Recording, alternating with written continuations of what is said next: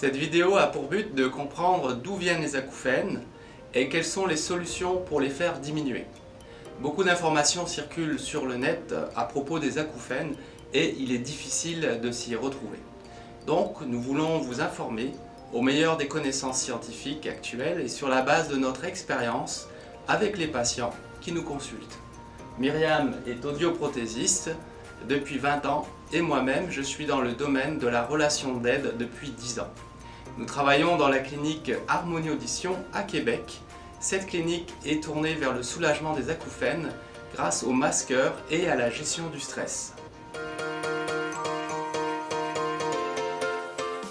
Qu'est-ce que les acouphènes? Eh bien, les acouphènes sont des sons qui sont entendus par une personne et qui ne correspondent à aucun son à l'extérieur.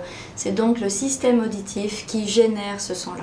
Quels sont les types d'acouphènes? Il en existe plusieurs types, des acouphènes permanents ou bien intermittents. Plusieurs sons aussi peuvent être entendus, des tintements, des grondements, des bourdonnements, des sifflements la plupart du temps. Et l'intensité peut aussi être variable au cours de la journée ou d'un jour à l'autre. Quelle est la cause des acouphènes? La cause la plus répandue est une perte d'audition dans 95% des cas. La fréquence entendue est d'ailleurs celle qui présente le plus de pertes auditives sur le test d'audition.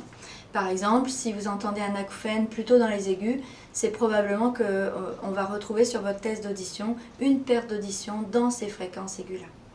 5% des acouphènes sont par contre dus à plutôt un problème de mâchoire ou de cou, de tension musculaire.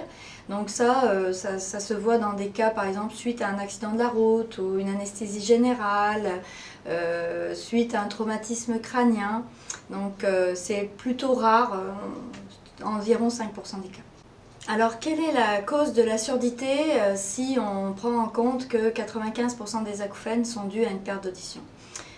La surdité, bien sûr, est due à un vieillissement naturel de l'oreille qu'on voit d'année en année, mais ce vieillissement peut être encouragé par des traumatismes sonores chroniques, par exemple dans le cas d'un travail dans le bruit ou bien dans le cas d'écoute de musique trop forte durant la vie. Le vieillissement peut être aussi encouragé par des maladies d'oreille, par exemple des otites à répétition, la maladie de Ménière, un cholestéatome, un neurinome. Et la santé en général aussi peut affecter la santé auditive, par exemple des problèmes cardiaques, pulmonaires ou des problèmes de reins, diabète, cholestérol, tout ça ce sont des maladies qui viennent affecter la santé auditive. Alors quel est le mécanisme de l'acouphène dans l'oreille? En fait, lorsqu'on a une perte auditive, le système auditif cherche à compenser cette perte d'audition comme dans le syndrome du membre fantôme, c'est-à-dire quand quelqu'un se fait couper la main lors d'un accident par exemple, la personne va vous dire qu'il ressent encore sa main parce que le système nerveux n'aime pas rester sans stimulation et se recrée la sensation de la main coupée. Eh bien, le système auditif fait la même chose en se recréant la sensation sonore de la fréquence auditive qu'il a perdue. Quelle est la relation entre le stress et l'acouphène? Le stress augmente les acouphènes. Ce stress peut être causé par l'acouphène lui-même, qui devient envahissant et obsédant, mais cela peut aussi être à cause des événements difficiles de la vie. Lorsque nous vivons un stress, nous sommes en état d'alerte. Tous nos sens sont aiguisés et nous sommes hypersensibles aux moindres sons. L'acouphène devient hyper présent et notre attention se focalise dessus. Que vivent les personnes atteintes d'acouphènes? Je remarque plusieurs niveaux de souffrance dus aux acouphènes, allant d'un simple dérangement à de la détresse. Certains ont des acouphènes très intenses et permanents et ils n'en dorment parfois même plus la nuit. Ils sont engagés malgré eux dans une lutte pour en sortir. Cela produit un stress permanent qui alimente l'acouphène. D'autres n'entendent leur acouphène que dans un environnement silencieux, donc ils sont un peu moins dérangés. Que proposons-nous à la clinique? À la clinique, nous vérifions l'audition et nous mesurons l'intensité et la fréquence de l'acouphène. Nous estimons le dérangement qu'il génère au quotidien et proposons en fonction de la sévérité des acouphènes différentes solutions.